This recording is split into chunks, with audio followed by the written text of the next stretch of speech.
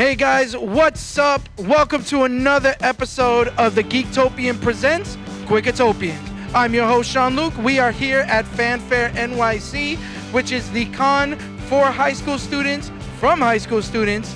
There are so many different panelists literally highlighting themselves to younger generation. So come, let's check it out. See with me.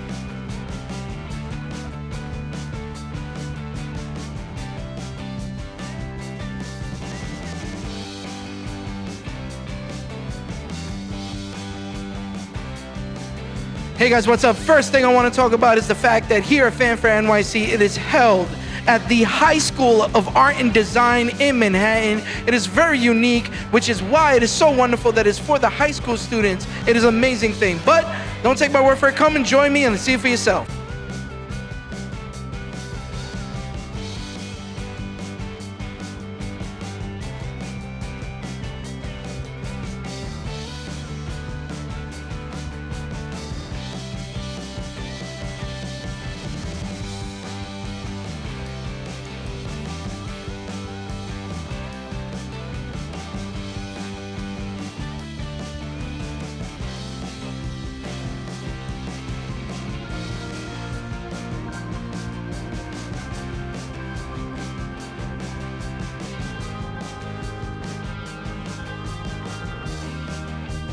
Hey guys, what's up? We are here at the first half of Artist Alley.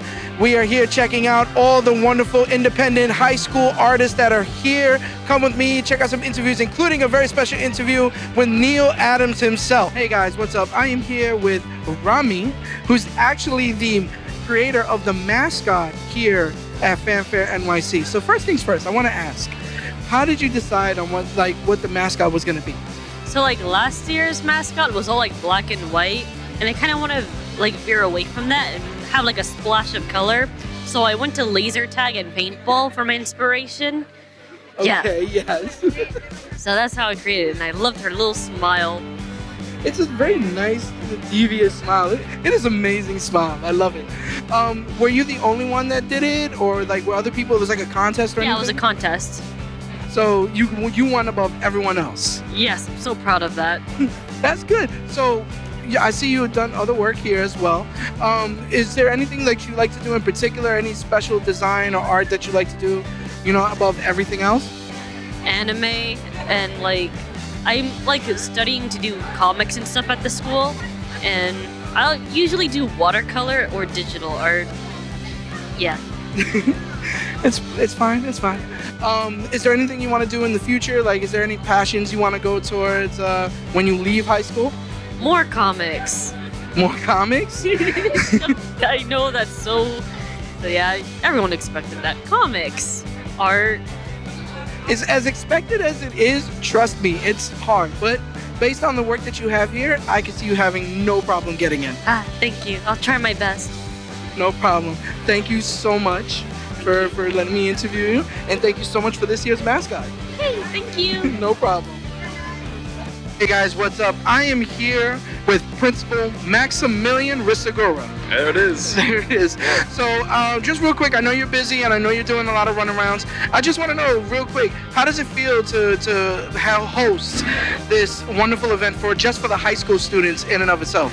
I think what's really amazing is that we have this opportunity to allow our students to express themselves, to bring their talents they're cultivating at our high school, and then really bring in the wider artistic community. We've got networking going on. We've got expert panelists. We have a lot of recruiting efforts too to bring up the next generation of artists from middle school so they can see a lot of what happens here. I mean, this is our everyday, but it's turning into a real thing. It's a wonderful thing because you have a lot of alumni here as well. Can you talk a bit about that, having the alumni mingle with current students and how it's just a beautiful benefit? Absolutely. So our school has 86 years of history. We used to be the School of Industrial Arts. We eventually became the High School of Art and Design. And one of the things that makes us so rich is our alumni network. They come back, they support students through mentoring, through speaking with students about what it took for them to get to their professional career track. And our PTA is made up of many alumni, and they're the ones who put on this event in the first place. So it really speaks to the fact that we're a community that doesn't go away, that everyone continues to give back, and that's what makes us the success that we are. So I know this is your first year here in the building. What impact does it have for you as an incoming principal to have such an event like this? And how, is it empowering? Is it like amazing just personally? How do you feel about it? And every time I walk into a studio classroom, I feel empowered because I see the level of expertise and professionalism that our students are cultivating. So for me in my first year here, it's a privilege, first and foremost, to experience what our students can create, just learn a bit more about this school culture. For sure, I want to continue building off of our foundation. This is year 3. I see many, many successful years of this type of event ahead and bring in more of New York City as well. Cool, thank you so much. I know you're running, so definitely hope to see you again soon. Pleasure's mine. Thank you so much. No problem. Hey, I am here with what is the heart of FanFaire NYC, and that is the students of art and design. Guys, please introduce yourselves and your Instagram handles. Okay. My name is Jaden. You can follow me on Instagram at _Afronaut_. Yeah. Hi, my name is Jillian. I'm a senior art and design high school. You can follow me on Instagram at BoBeanieGG on Instagram. Yeah. Hi, my name is Asar. I'm a senior at art and design, and you can follow me at PaintBucketFool on Instagram as well. So, guys, I just want to ask one thing. How does it feel to have your own booth here at FanFaire? Like, this is is this your first time having a booth like this at any kind of convention? Nah, this is my 3rd year doing FanFaire. I did it the first year they did it. I had a booth like 3 rows down, and I did it last year. My friend Asar here, it's fun every year. Have something to do in February, which is usually like a dead month. That's that's very true. Yeah. This is actually my first year doing it. And the reason I did it because I saw Asar and Jaden doing it last year, and I saw how much fun they had. I was like, okay, now I have to do it 'cause I also want to make money and have fun. Yeah. This is my 2nd year, but I did 1 year at like Comic-Con. This year I also had a booth there once. So yeah, I have a little bit of experience with it. But yeah, it's fun to just be able to put yourself out there and feel it's like kind of like in the industry to just like represent your work, present it. So real quick, how does it feel difference between here and New York Comic-Con? Comic-Con, it's way more crowded and there's just people everywhere and it's just like ridiculous. And it's a lot harder to sell to when you're not surrounded by like students like you. But it gives you like a sense of the real world, so it's still good, yeah. So one last thing, where do you want to go from here once you leave high school and everything like that? What do you want to do with your artistic talents? Okay, well, I plan to go to college, first of all, because my mom would kill me otherwise if I don't. But after that, I'm hoping to make it into the animation industry. Yeah. I want to, have my own show one day, be up there with like the greats, like Adventure Time, regular show. Like I want my name up there with them. Okay, respect. What about you? I'm taking it one day at a time, you feel me? So it's like, college first and let's see what it goes from there. But I'm also, like Jaden, like I want to pursue a career in the animation industry. But we're taking it slowly, day by day, make sure I get the skills. Same here. I'm gonna go to college, like them too, and I want to like pursue a career in animation. Though I don't necessarily know what I want to do in it yet, but I kind of like 3D animation and stuff like that. That's really good. Listen, all different venues, especially in the animation departments. Good luck to you 3. Great job. I love your artistic work. It's amazing for all 3 of you, right? And I hope to see you guys again, in other areas and other facets and in different locations. Yeah, totally. All right. Hey guys, what's up? I am here with the famous Neil Adams. More infamous or nefarious, as Stan Lee would call me. Oh, no. For here, you are famous. What do you want to be known for, Neil? Can we call you Nefarious Neil? Nefarious Neil sounds amazing, though. Oh, no, Dan. No, Stan. No. That'll be a good nickname, though. Stupid name. So the first question I want to ask is, as an alumni for art and design, Yes. How does it... Actually, it was called the School of Industrial Arts back in those days. How did it feel to come back and, just give back to the high school community, if you will? I'm not giving anything back. Enough of this. Really, excuse me, you pay for that, buddy. I mean, there's no giving here. I'm taking. Well, sort of. That's great. I mean, look at this. I went the building that we were in, okay, when I started going, was an ex-Civil War hospital. Really? and the ceilings were so low that when you went down, going down the stage, you have to duck like this going down. Because back in those days, people were short. Really? Yeah, during the Civil War, they were like, I don't know, like this big. I don't know what the hell that was. How can you go through a building without bashing your head unless you're a little short guy? I mean, everybody was probably ducking under because of bullets and stuff. Who knows? I don't think there was bullets in the hospital. I'm saying they were short people. They were back in those days. They must have been short. Look how tall everybody's growing now. Oh, don't get me started. Giants walking around. There's, Nobody has to slam dunk anymore. there's people here younger than us that are taller than us. I know, and they're right over there. And some of them are Asians. I have Asian friends. They go back to Japan and China, and they walk around and they're gigantic, and everybody else around is small. Because I don't know, it's the food or something that they feed people here. It's weird. So We'll be talking about comic books in a little while, guys. Right now, it's Asians that are really tall. tall Asians, gotcha. Tall Asians. So actually, I just wanted to add, another thing I want to ask is when the students or like just the high schools people come to you, what do they like normally ask? Like what kind of advice? What advice do you usually give them? They usually go, I'm so nervous. You're a legend. I'm so nervous. That's about what I get. I mean, So after that, after the nervousness, It's going to be a question along like, I forget. Wait a minute. They do a lot of that. And then usually they don't really ask a substantive question. Because it's more they're in the moment. And you really have to save up a question if you're going to do that. You know, like, oh, I hear that you think that people should trace photographs. Yes, I do. Why? Because all the best artists have done it for the last 100 years. Really? You really believe that? My teacher said no, that you shouldn't trace photographs. See, you get in an argument with me and the teacher. Now we're gonna have an argument. But you know what? I like that. Bring them here. so About it. so how do you feel about this old school versus new school, practical versus digital, things like that? I don't think there is an old school versus new school. I mean, people are people, whatever. I mean, everybody's learning digital, and you learn it to the degree that you're going to learn. Let me give you an idea. People are inking covers or inking art on computer, okay? And they say, oh, I like that. Don't you want to do that, Neil? And I go, well, let's take a cover from my portfolio over there, and let's say I'll do the cover, and let's say DC Comics is going to pay me $1,000. Now I take my original art and I sell my original art for $10,000 to a fan. Am I going to give up $10,000? No, You of think course. I'm crazy? No. I'm going to ink that thing with ink and I'm going to sell it for $10,000. It would be insane to do it digitally if I'm going to throw money away. Who would want to do that? Yet people do it. And for some reason they look at, oh, I'm being modern. Well, no, you're being dumb. You just throw money away. Is that how you feed your kids and pay your mortgage? By throwing money away? It doesn't make any sense. So you have to be practical. You have to use the computer for what you can use it for, like coloring, okay? But inking? No, that's insane. You're not gonna make any money. I'll make 10 times more money than you because I'm doing it on paper with my hand with a pen. Well, it's more like the labor costs and things like that. So because you're doing it by hand. No, it doesn't cost any more. I mean, I'm faster than a machine.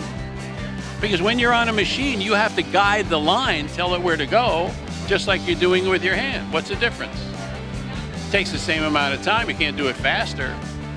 I mean, maybe you want to have an army and you want to put rubber stamp a whole lot of people in, but who does that all the time? You know, you can That's very still true. go on the internet and you can still pull down architectural material, put it on a light box and trace it off or paste it in. But the idea is to do the figures and to do the real art that takes the brain by hand and brain and make money on selling the original art. The business of comic books, I would like to say, has to do with publishing comic books, but it doesn't. More good quality artists make more money selling their original art than they do getting paid by DC or Marvel. Wow. Yeah. Well, there you go. That's Surprise, surprise. Yeah, I know. Wow. I do one book. Think about this. I do one book, okay? And let's just say I get paid $1,000 a page. That's $22,000. Let's say I sell each one of those pages for between $5,000 and $10,000. That's a buttload of money. Buttload of money. And I'm going to give that up because I believe in the computer? No, I don't. Computers are stupid. Computers are the dumbest. They're no smarter than that.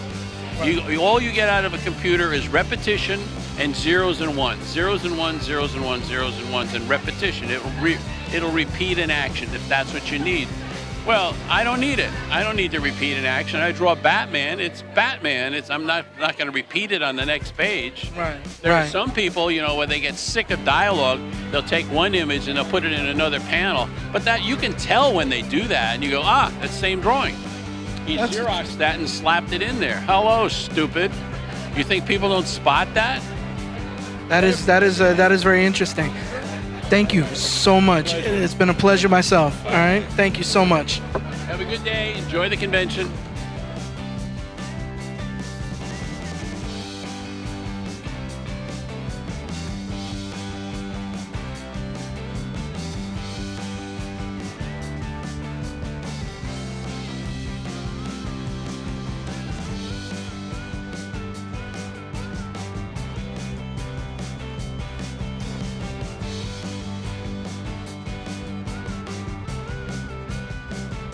What's up, Geektopians? It's your boy Charlie Radio Williams, and I'm taking over for Sean Luke. First time ever on Geektopians Presents Cricketopians. Now, as you know, I am a Star Wars fan, and I hail the Empire. And right now, I am with two distinguished members of the Empire. Saren? Saris? Ooh. I'm my lord. I'm sorry, my lord. Saris? Thank you. And Glory. That's right. Now, this is my first time on camera, but I needed to get on camera because I need representation.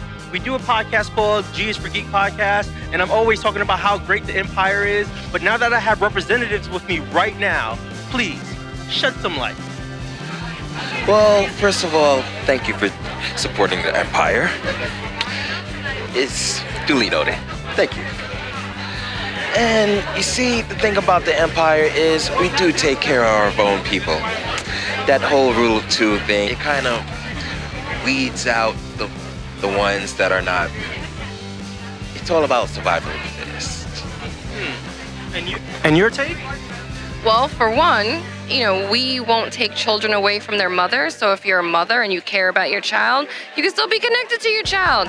I have personally seen where mothers have lost children to Jedi. Who wants that? Who wants that? You want a connection? You want to still feel connected? You want your child to have, a good life and travel the world? That's what my father did for me. He raised me, trained me to fight, trained me to use the Force. And look at me now. I'm here to be able to talk to you. I still know who my family is. It's a win-win for everybody. The real question here is, Jedi who? I mean, who are the Jedi? I mean, aren't they just kind of like a glorious religion-based? Well, personally, I could tell you I did come from a family of Jedi, and it took some rigorous training and everything, but at the end of the day, it's how you feel. Do you really want to be a part of something that would just hold you back? No. Exactly. You want something that can uplift you, something that embraces your full potential. So? All right, so my last question to both of you. Tell us, is the dark side really worth it? Like, I'm super excited about the dark side. I think the dark side is everything. I think we should all forget about the light for those Jedi that might be around lingering. But do tell. Absolutely, 100%. They say only a Sith deals in absolutes. I can absolutely tell you it's worth it. And as I stated, we make the greatest cookies in the galaxy. You had me at cookies. All right, so for those who are following our Quicketopians, our Geektopians, where can they find you guys at? Well, we got two locations. Well, technically the group that we're part of is called Saber Guild. It's an international group. So basically we are all over the world. Here, we are called Empire Temple. So we do deal with two locations, in Westchester and in the 5 boroughs, New York City. Look us up, and we got Facebook, we got Instagram. Look us up on Facebook, Instagram, NY Saber Guild. All right. Well, thank you guys so much for this exclusive Empire interview. And Geektopians, we're going to keep it rolling.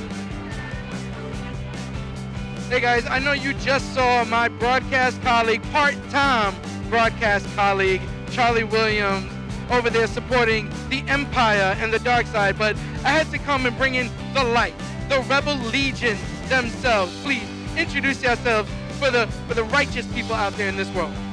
Hello, it's very nice to be able to meet you. My name is Leia Organa. I'm one of the leaders of the Rebel Alliance. Hello, I'm Phoenix Rain. I am a Jedi, and I am from the Council of First Knowledge. Hi, I'm Bray Skywalker. Ooh! It's a pleasure to be among two Skywalkers. How are you? So you heard before about the fact that the Empire, they thought that they were doing good. What makes the Rebel Alliance so much better than that that other Empire Jedi, Sith Order over there? Well, the concept of peace, freedom, and unity throughout the galaxy, I think we could be able to start with that. Being able to go home for Life Day is also a very good thing, because you stick with the Empire, I have a feeling your home world is next, right? I like my home world exactly where it is, whole, not in pieces. I'd say that's a really huge pro. Also, I like the fact that I will not be eating only a quarter portion because they are taking everything. So, spoilers out there for those who don't know. I understand you have been torn because you are torn by both sides of the Force, right? So I want to know, what made you draw more towards the light than the dark? Well, I knew that I wanted my freedom. My parents made a really good choice, and they kept me from the dark. So I wanted to honor them. How do you feel about that? The fact that, she chose the light, and then knowing her lineage. Everybody has to be able to choose their own path. And I think that with that, free will allows us to be able to find the truth that is within us all. So do you feel that the Sith and, the dark side of the Force, is there no choice with that, or? Really, honestly, there's not, because it's a situation where the master is oppressive over the student. When you only have the two of them, they control the knowledge and the base of that student until the student actually gets the knowledge and base over the master and ends the master. So really, honestly, it's not a free will. It's the ending of free will. I mean, let's take a good look at how Darth Vader came into being, right? The Emperor saved Anakin by turning him into a machine who was wholly dependent on Emperor Palpatine to live until the day that his son took his helmet back off of him for good. There was no free will involved there. There was no choice. There was never an ability to say, I don't want this anymore, peace out. He was always beholden to the Emperor. That's not free will, that's not choice, that's not peace. That's merely existing for the sake of existing. That is powerful stuff right there. So for those who wish to choose to join the Rebel Legion, where can we find you guys so that we can pledge our free will and our freedoms out there so that we can help fight this good fight? If you want to be able to bring your skills and your manifest destiny to us all, you can be able to find us at rebellegion.com on the internets of this world and the galaxies far, far away. So one last thing. We were talking off screen about coffee and the fact that it's a basic universal, it is a universal, it's intergalactic. So tell me, what kind of coffee would you guys like to have in this intergalactic world? As the saner of the two Skywalker twins, it's gonna have to be straight up calf because, I'm sorry, princesses don't have time for blue or green milk. Okay. I occasionally admit that I like my calf with a little bit of, the juice from Oga's Cantina in it. Okay. Little spike calf. Okay, I like that. I will take it with a little bit of Fanta Blue. Ooh, okay.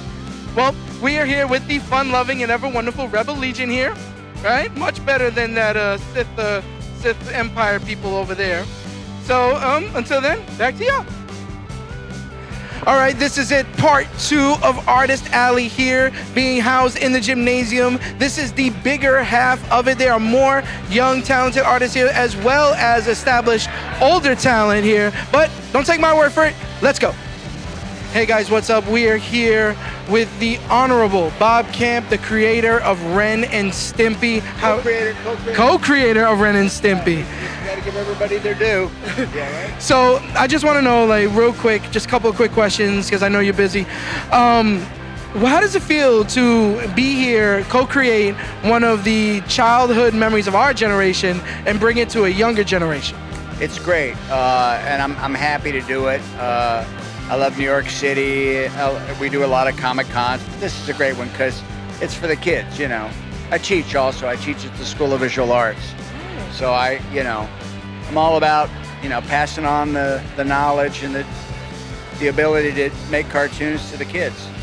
So has any of the students come to you for advice or anything like that, or have they what general advice would you give to a younger generation trying to jump in and try to create animated styles like yours or even similar to yours? Yeah, it really doesn't matter what you do. I don't push my style on anybody. I never do. When I teach, it's not about how I draw. I try to teach them how to do the best they can with what they do,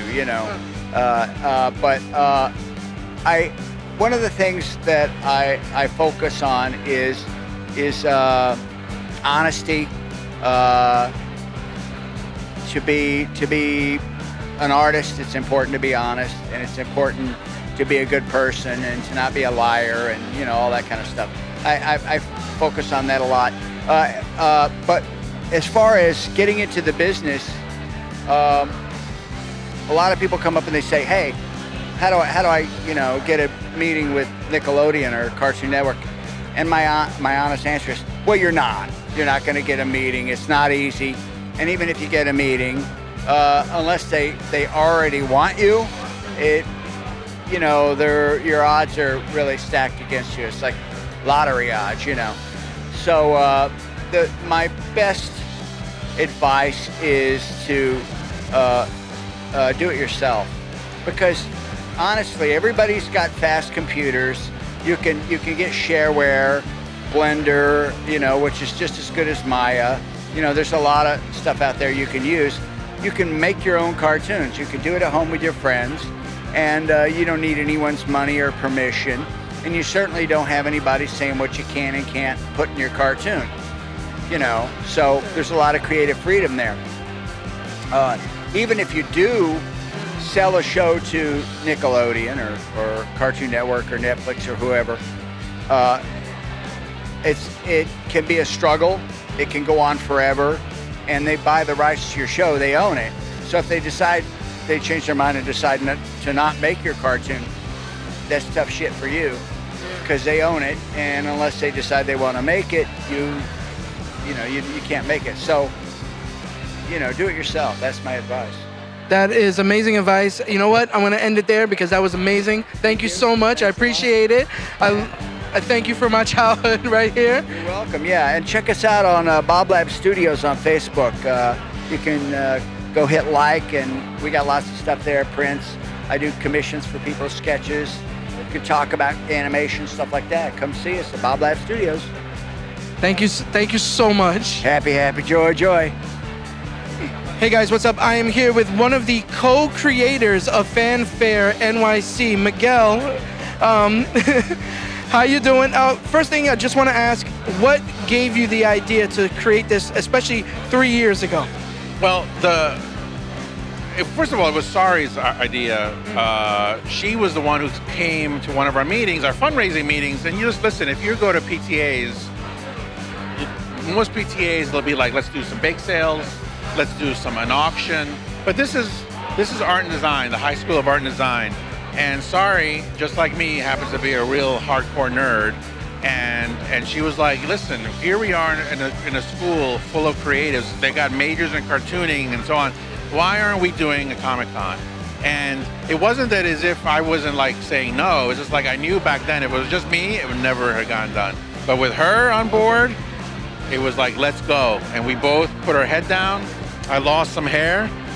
And it was nuts, but we made it happen. And the whole point of it is that when you're surrounded by so many creative kids, and this school's got an 80-plus year history, you know, Neil Adams, we had so many comic book, Marv Wolfman, so many graduates, the Romita Sr., John Romita Sr., I believe, came here.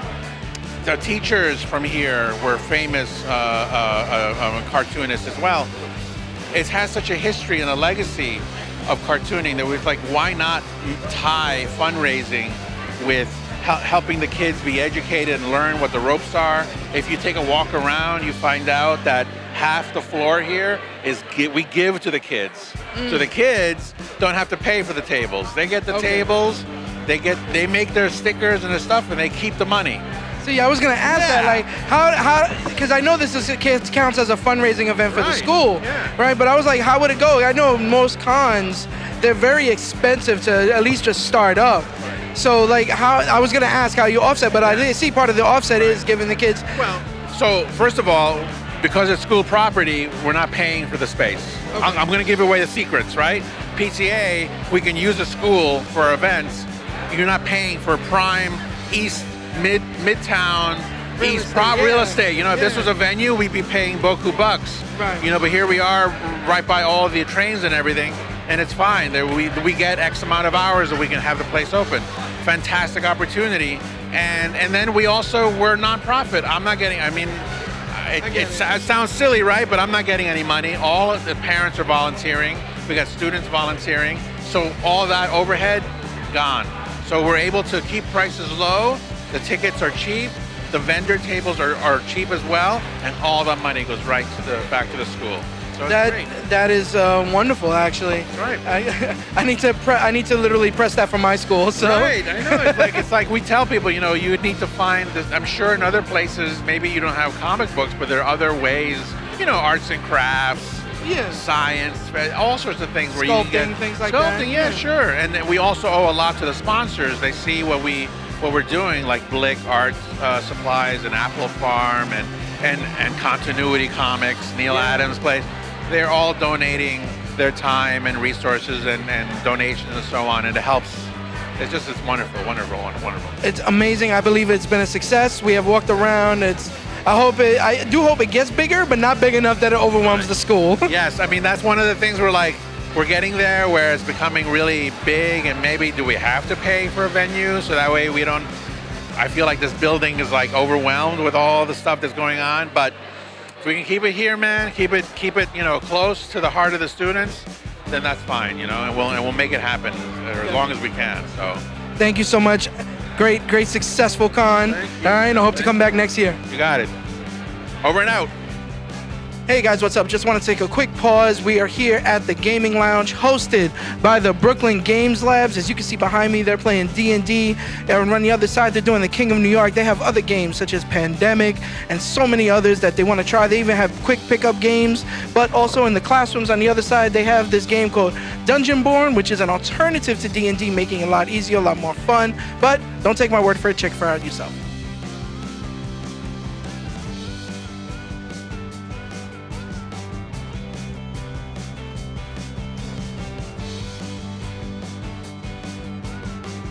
Hey guys, what's up? I am here with the inventors of Dungeonborn. Guys, please introduce yourselves. I'm gonna let Sherrod go first. I already introduced him already. All right, I'm Sherrod Ford, and this is Adrian Garcia. We are. Thank you. Go ahead, keep going.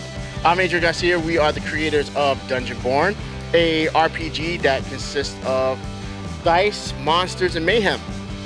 Sounds very similar to another game.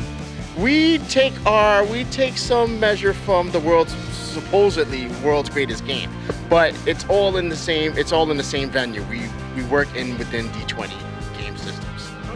What inspired you to do this game and make it separate from the world's greatest game?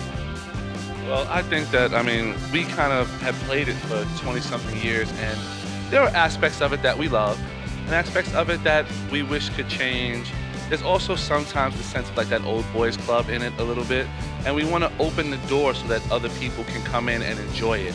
So, having to work with younger people and getting them into the game and getting them to kind of like feel that same fire that we felt, because today is the day and age of being on your phone. Today's the day and age of being on the iPad. Video games. Yep, Switch. Going back to a place where you can actually sit down with your friends and have a great time and play a game that's exciting and fun, and just kind of like bringing that era back so that, we can all enjoy it. And doing it in a way that we enjoy, the rules aren't too convoluted, like it's really you can sit down be a beginner and jump in and have a great time. I felt, and when I brought attention to Sherrod, I felt that when we started doing Dungeonborn, we have been playing for a long time, and 5e was coming out of 4th edition. Now, if anybody's played the world's greatest game, you know that about every 8 years they do a new edition because they need to sell product. That's fine and good. At some point, as a creative person, because I am a creative person, Sherrod's a creative person, people involved are creative, we wanted to do something completely different. But in the sense of we wanted to make it feel familiar so people can come and be like, wow, this seems familiar, but it has a spin on it. It's something that you've made your own. And as we continue to work on it, we're trying to grow past it. It's one of those things where you can take a stepping stone and make it your own. And that's where pretty much Dungeonborn is at this moment. How long have you guys been prepping and planning and actually just implementing this? Well, we started in 2014. I started the campaign world in 2005. So I've been doing this since 3rd edition came out, which was a very open source kind of mechanical play that was set up for Dungeons & Dragons. It allowed other people to create with their rule set. So at some point, we've been playing, and at some point it was just like, wow, we have all this content, we have all these campaign worlds, and we've seen where the game is heading. But the question was, do you want to go on that same journey, or do you want to be brave and be like, hey, you know what? Let's take these guys on. There's been other people that have done it. Pathfinder, some other 5e games. There's different games out there that are willing to stand on their own. And I'm like, you know what? Let us do that. Let's get a try. So, and in the sense of that is also, funny enough, he comes to me and I'm like, I don't know how vested I want to be. I'm a teacher. I'm doing this. How vested do I want to be? All right, I'll do a little island. Let me create an island here and then help you out with some of the stuff. And then it turned into, all right, well, you know what? Let me work on a handbook with you. And it turned into, well, I have a setting of my own that we could incorporate into this game. Then it turned into, let's do some superheroes. And then the next thing you know, here we are. And so, it's been a great journey of being able to now put our creative spin on the paper so that it's like, no, this is not Forgotten Realms. I love Forgotten Realms. It's wrong. It's not Forgotten Realms. It's our Dungeonborn world. It's our Dynaverse world.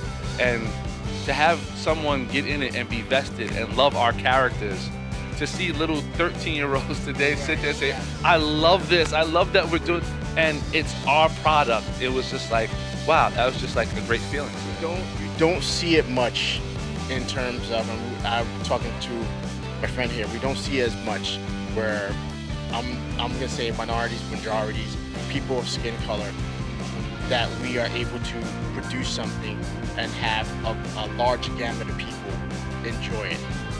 This is kind of, being at FanFaire has been kind of eye-opening, where you have different people, different colors, different nationalities come and play the game. There's been a stigma inside gaming where it's only been one player base. And at some point, you need to change that. You need to have more people be involved. Dungeonborn, when my concept of Dungeonborn was, I can have different people play this game and not feel like it's just one part selection of people that have run this game for 30 years. So it's a challenge in that. But you know what? It's also a creative part of it where we want people to come over and be like, wow, this is awesome. Because what we do is, look, with being creative, it's not,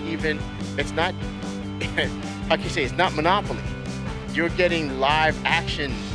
You're doing 3 to 4 hours that you'd be doing in a movie theater, sitting down eating popcorn, while you could be enjoying it with friends, laughing, and doing dice and playing the actual competitive kind of game, you know? So it lends to that. Of course, look, we all know the lineage of where our game is from. We never doubt that. But again, that's the challenge of making any new creative thing, is to make it your own. So that's what we're doing with Dungeon Born. So one last thing. I know you guys, to entice the younger people, you actually did like a scavenger type thing. Could you just like explain what you guys did? Because I thought it was pretty cool that you guys did that. Well, it was one of the things, when they contacted us about doing the game, it was we didn't have an idea, and I've been having an idea of Skellies. Now, if anyone's old enough to know what Skellies is, it's a box of 13 numbers that you take a cap and you put wax in it. And you flip the cap into each box and you go around the thing. And I sat there and I was like, wow, that looks like a dungeon. So, and what you were really doing was playing kind of a dungeon. So I came to him, I was like, you know what? I have this idea for Skelos' Extraordinary Tower, man, whatever it was. So he was like, okay, let's rock with it.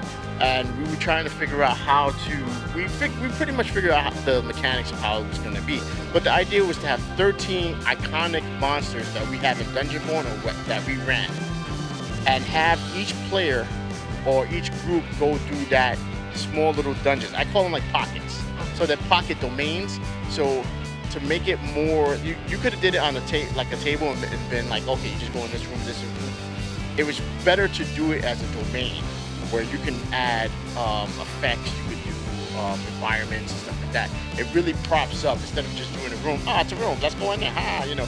At least with the domain, it's like, wow, you got all kind of wind elements, you got water, you know. There's things you can do to up the ante on a lot of this stuff. So that's why that, like, Skelos for me came into play.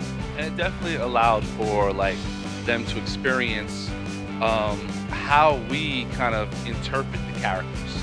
So, especially because I've played the characters before and I've tested them on my friends, I kind of know how the monsters worked. So to see little 13-year-olds be like, oh my God, what's about to happen next? Does it really look like that? And then the excitement of it really kind of like stood out, and they had a great time. And to even have a young man, and he was wanted to play with today, who's actually a 13-year-old running his own game, which is amazing. Running 9 people. That was amazing. His own game. Come say, I'm coming back tomorrow. And I was just like, so that's the thing. So the adventure was amazing. And of course, it's going to be something that as we continue, now we have this little kind of compendium of like an adventure. Right. You know what I'm saying? That other people can take part in and run it themselves and feel it themselves. So yeah, it was a great experience overall. We needed an adventure that it was going to be different. I don't like doing the same adventure over. I'd rather create new adventures and new stories. Skelos gave us that opportunity. And what we wanted to do is, I didn't get a chance to do it random. Well, they did it for me. They just went in there random. I didn't have them roll. As a DM, you have them set idea where you're gonna put them at. Yeah. Only in the first part of the game. Everyone else was gonna go random to see where you would land. So you could have landed on 13 and died, or you could have landed on 7 and died. Maybe survived. But they chose 5 and they survived, which is good. But it also gives them that whole thing is where are we gonna go next? What's happening and whatnot? It's a surprise.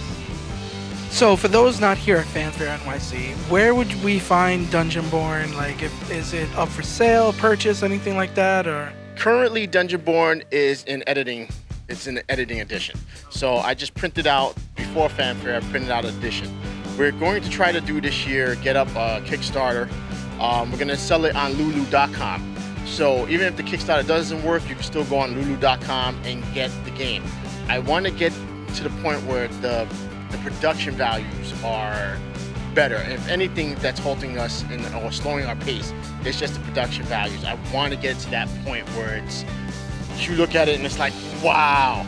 So now it's cool because I know some artists, and some artists are like, yo, we do one for free, got you and everything.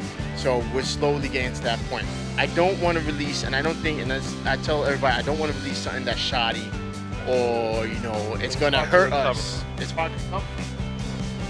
So, and also, but still feel free. You see on Facebook, give them the address and stuff like that. You know, we go to Dungeonborn, we have the Tales of Villar, that's one of our pages. You can go to Tales of Villar, that has our Facebook address, and then from there you can go check out our pages by our name, Adrian Garcia. I think you go by a different one. Yeah, I go by Axelcia, so it's just kind of like a pen name type thing so that you guys can kind of like check out some of the writing, check out some of the stuff that we are introducing. So, and just contact us and say, listen, I really love the idea of the game, so we can stay in contact with you, and just when we release it, that way we can just put it out. Hey, listen, it's being released. Go to the Kickstarter, go to lulu.com, and just, you know, look out. Yep. And on this end, I'll say, I've turned pro in August, so I'm always looking for a pro game. If people really want to play a really good game and they want to test out Dungeonborn with us, it's all good. Like today's group, they wrote their name in my iPad. They're gonna have their name in the book. So and I told them, I said, look, you're the third group that's played this game. You deserve to be in the book. You're in the role of heroes. So come out, you know, come be a part of what we're trying to build, because we're gonna look after you and be like, yo, you're a part of this movement. That's what it's like. It's like being the RZA and be like, yo, we got a Wu-Tang movement, and that's what it is. That's how I looked at it. I looked at the RZA and I was like, you got the Wu. We can do that. We should be doing that. All of us should be doing that. So that's just. And with that said, Dungeonborn ain't nothing to mess with, right? Right. So thank you, gentlemen. Appreciate it. All right. You guys have a great one. Thank you.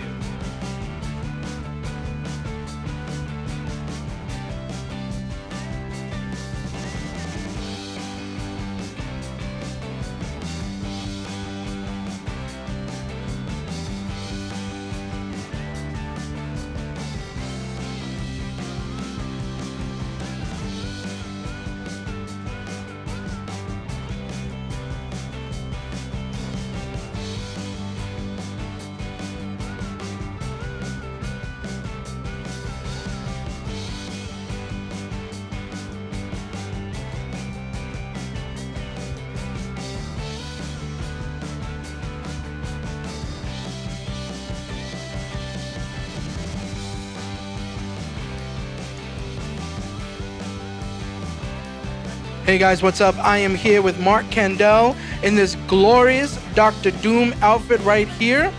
So first things first, I want to ask, how long did it take you to make this glorious outfit? Let's be charitable and say 6 months on and off. 6 months on and off? Well, it's glorious work. It's great. Do you do this like on a part-time, like a full-time basis? How long have you been doing this? I do it when I can. I don't hit every con, but I try and hit New York every year, East Coast, and a couple others in between, including this one. My first time I ever did this was in 2012. I went to my first New York Comic-Con, and I was just meeting a bunch of friends that I'd only known online, and I figured, well, what do you do at Comic-Con all day? So I said, you know what, I've always wanted to be Dr. Doom since I was 11. So I put together a raw costume, and I went, and I had a great time, and that's been it ever since, basically. Nice. So, as this con is very special because it's run with, like, it's for high school students. Yeah. What advice would you give the students to build the armor and make it more improved? In this day and age, you have the benefit of YouTube tutorials. But more important than that, I find that the very hardest thing about cosplay is sitting down and starting it. Once you do that, you'll find that it's very hard to stop. It's a nice community, mostly. I've had a good time of it. There are plenty of tutorials and people who are willing to reach out and help you. Mm-hmm. And you can go as elaborate as you want, or a lot of this is cosplay on the cheap. A lot of the foam I get from used goods stores where people resell their kids-safe foam flooring. Right. You know, and I repurpose it. And the mask is paper mache. So, you know, I know people who have these beautiful skyscraping armors who've sunk, $2,000. Sink is a bad word for it, but you can go as high quality or as low tech as you like, and you'll always be happy that you made something and took something that was in your head and made it real. That's pretty good, and obviously the work shows for itself. It's amazing. Good luck today at the contest, and good luck, man. I appreciate that. No problem. Cosplayer extraordinaire, what brings you to FanFaire NYC today? Oh, let me tell you what brings me down here, man. You mind if I hold this real quick? What brings me down here is, to see all the cosplay community just gather around. You see them all out here? Everybody's here for the cosplay contest. Everybody here is for art. I came to support everybody and everything. I love this community, and I always will. Strong words, brother.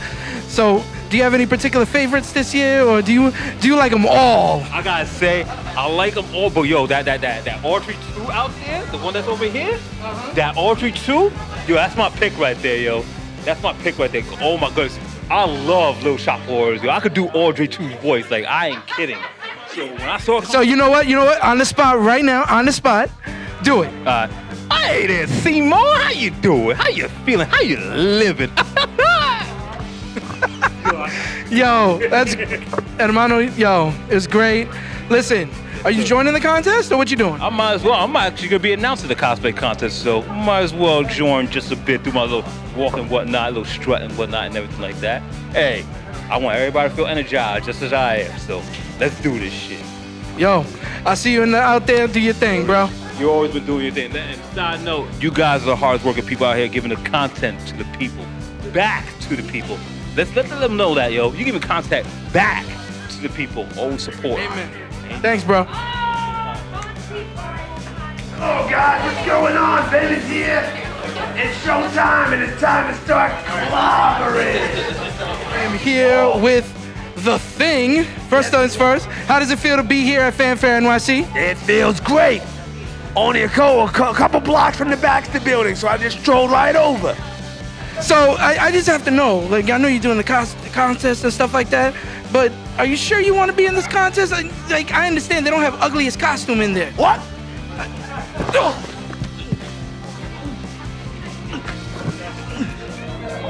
That's how we handle people on the street. Hey guys, what's up? I am here with the founder of Retro Kingdom. Please introduce yourself to the fans out there. Thank you. Max Lerner, Retro Kingdom. It's all about importing Japanese games, classic games, all your favorites, and plenty that you've never seen before. We're having a blast here at FanFaire. This is our second year here. This is the third year of the con. We've got console free play. People are picking up games. People are trying things that they remember from their childhoods, things that they've never seen before, but they know the franchise. We're having a blast. We got a lot of fun stuff on the table. Thank you guys for coming down. No problem. Listen, I just want to ask, like, how does it feel, like, for the newer generation that comes in? Because we're in a high school, obviously. For the newer generation to see such of these classic games, like, what is, like, the first reaction people see, like, when they go through all this? There's the awe factor, and then they're like, oh, can I take a little video for IG? And they're going ham. But there's a lot of familiarity. Like, you see it here and you see it all throughout the day. Like, there's no specific age bracket this is targeting. Like, everyone's having a nostalgia kick, and half these series are getting resurgences, or they're Disney favorites, or they watch this anime, or their parents played this one with them. It's like across the board, everyone's having a blast, and that's really, really fun for me and heartwarming and gets me hyped up. So I see you're really hyped up. It's awesome, right? So the one thing I asked, out of favorite retro games, favorite retro systems, which one is your favorite? I'm a big Super Famicom head, so Super Nintendo in Japan. Primarily, I love Super Nintendo as a kid, and Super Nintendo in Japan had twice as many games. Do you know how many games are on the Super Nintendo? Oh my! It's ridiculously a ridiculous amount. You got over 1,400 titles on the Super Famicom. So not all of them are good, granted, but there's like people like, oh, there were 4 Yu Hakusho games, or like 6 Dragon Ball Z games, or like their minds explode. I don't know if I could choose a favorite. Okay. Maybe. From the secret. He's got it from from the secret stash. This is the hidden stash right here, ladies and gentlemen. If you want to play something really funky. Oh my gosh. That'll be some Herodias tomorrow. That's Bomb Man 5. Oh, Wow. Everyone loves Chrono Trigger. Herodias. Wow. My favorite. This is the last of the Herodias from Super Famicom. It's a fusion. You know Gradius? Like side-scrolling shooter? It's a parody of Gradius. It's Herodias. Herodias? Yeah, it's a really, really silly slapstick side-scrolling shooter. It's a bullet hell. There's goofy characters. You could be a baby. You could be a cat. Your spaceship could be an octopus. There's like penguins flying everywhere. There's like this one's the one with the Japanese voice actors just screaming silly things all the time. It's mind-blowing. It's just such an immersive thing. I've got it for that. I've got it for Famicom. This is an older version of Herodias. Okay. That's probably up there for faves. Thank you. Yeah, thank you so much. I appreciate it. I appreciate what you're doing because we need the younger generation to know where they came from, especially when it comes to video games. Thank you again so much. Oh, my pleasure. It's a hoot. Happy to be here. Thank you for interviewing. No problem.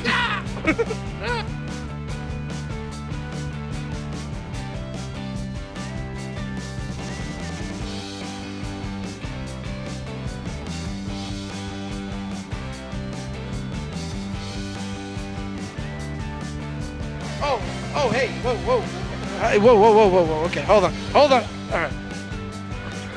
Guys, had an amazing time here at FanFaire NYC. Such a wonderful event where the young people get to explore with their artist side and for everyone to enjoy and share. Now, if you excuse me, I'm gonna finish playing Tetris, right? Because I haven't played this in forever. You guys have a great night and I'll see you guys next time.